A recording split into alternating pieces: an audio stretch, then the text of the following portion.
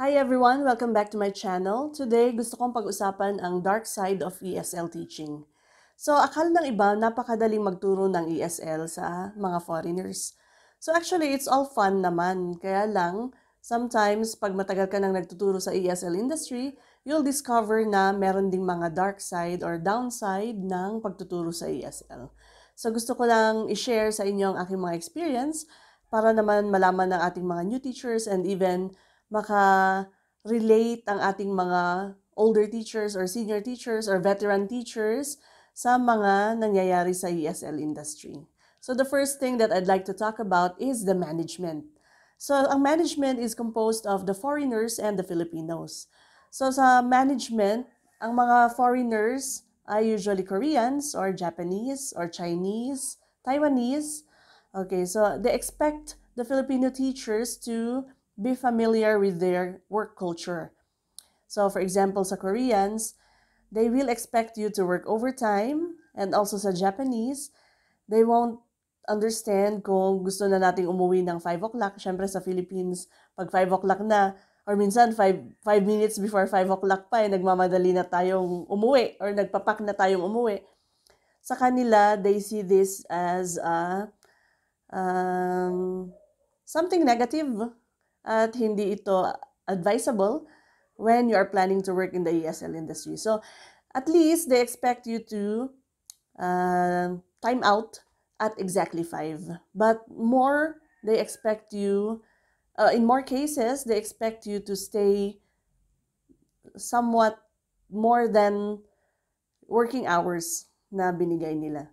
So they expect you to be working more than or giving out more than yung regular working hours lang. So sometimes they will text you kahit na nakauwi ka na, or they'll call you even after working hours. This is very normal to Korean culture and even to Japanese and Chinese and Taiwanese culture.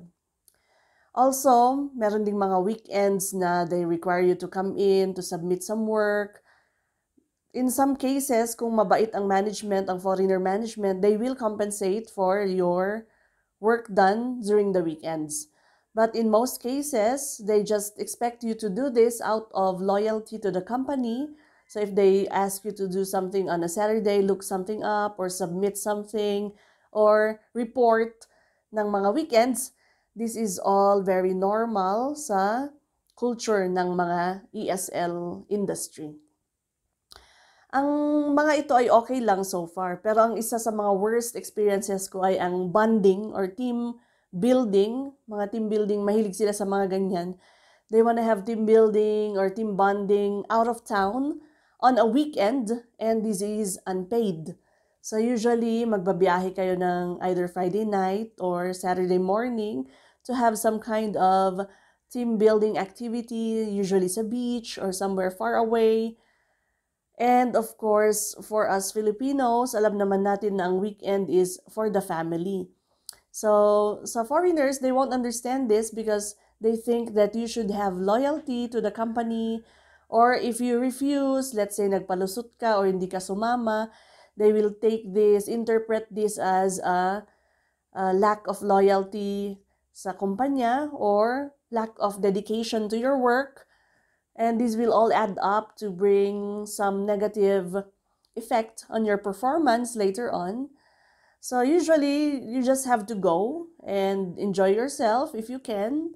Okay, but syempre sa mga Filipinos, we reserve Sundays sana for church and Saturdays for our family because we already work from Monday to Friday. So we would like to reserve sana yung Saturday man lang para sa ating pamilya. Pero syempre, hindi to naiintindihan ng mga foreigners. So if you have a Korean boss, a Japanese boss, I'm not really sure about Chinese and Taiwanese about out-of-town team buildings, but I have worked in a Korean-owned company, and they expect you to go or to attend out-of-town bondings or team building activities. So yun ang isa sa mga downside ng overtime or working after work hours na ine-expect ng ating mga foreigner owners ng ESL schools. Okay, so even though they say it's mandatory, it's not mandatory, or in some cases they'll say it's mandatory. Most cases, these are unpaid. So just imagine spending your time, valuable time na sana ay naiukol para sa pamilya, but you just have to give it to the company. That's one side, one dark side. I think one of the biggest disadvantage of working in an ESL industry. So the next one is the Filipino management. Okay. Don't get me started on the Filipinos up in the management positions, because sometimes I don't really know what's happening in their minds. They become suck-ups. Itong mga Filipinos na nakaupo na sa management, usually, they just wanna please yung boss nila. They just wanna please the Korean boss or the Japanese boss. And they're willing to break every labor law that they can just to suck up or just to para lang maging mabango dito sa mga boss.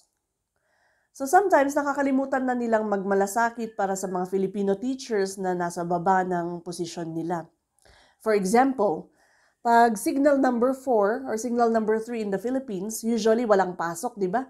So signal number 1 pa lang, wala nang pasok ang elementarya, secondary school, and signal number 2 or 3, canceled ang college. And in some cases, ika-cancel na rin ng government, ng city ang government work, at ina-advisean ang private companies to at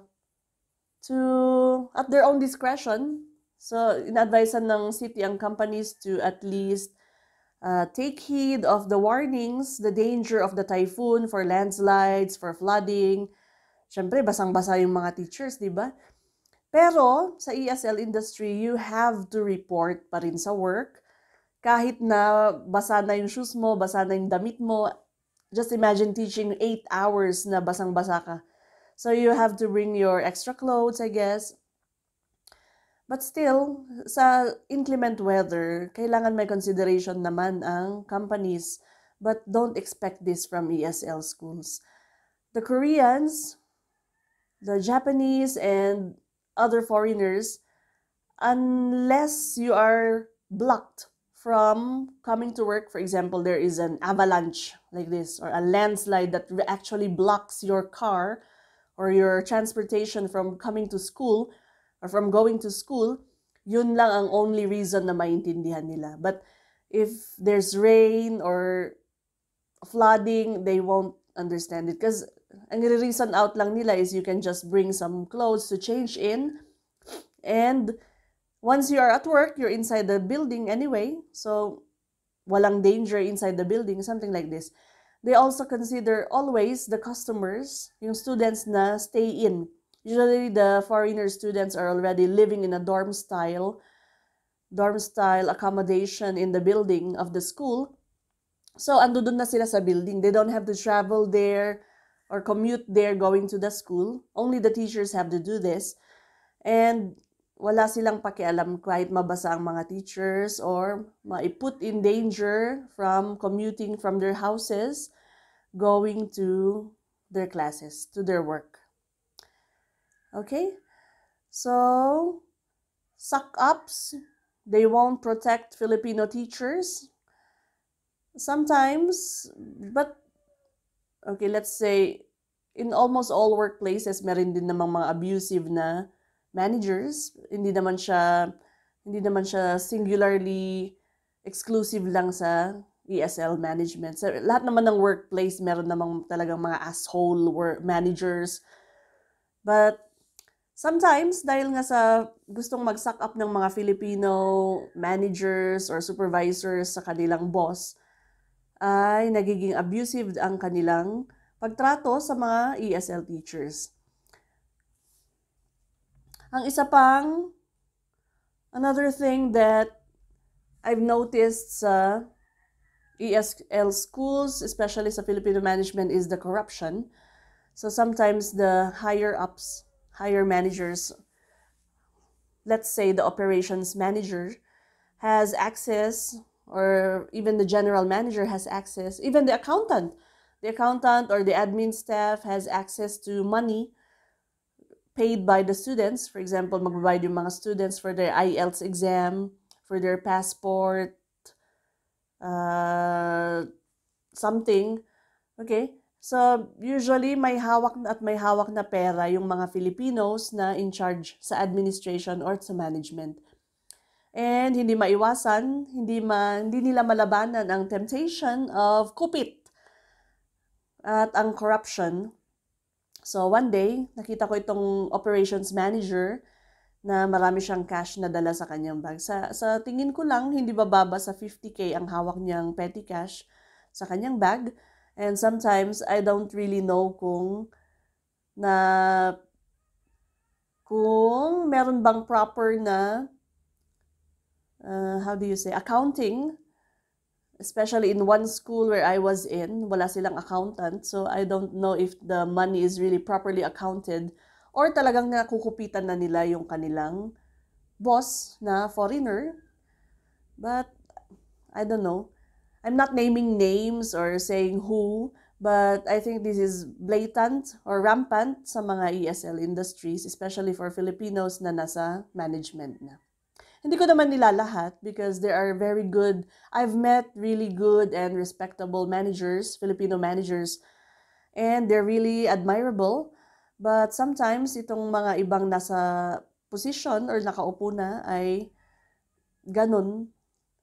Hindi nila malabanan ang temptation ng pagkupit sa kanilang boss. Alright?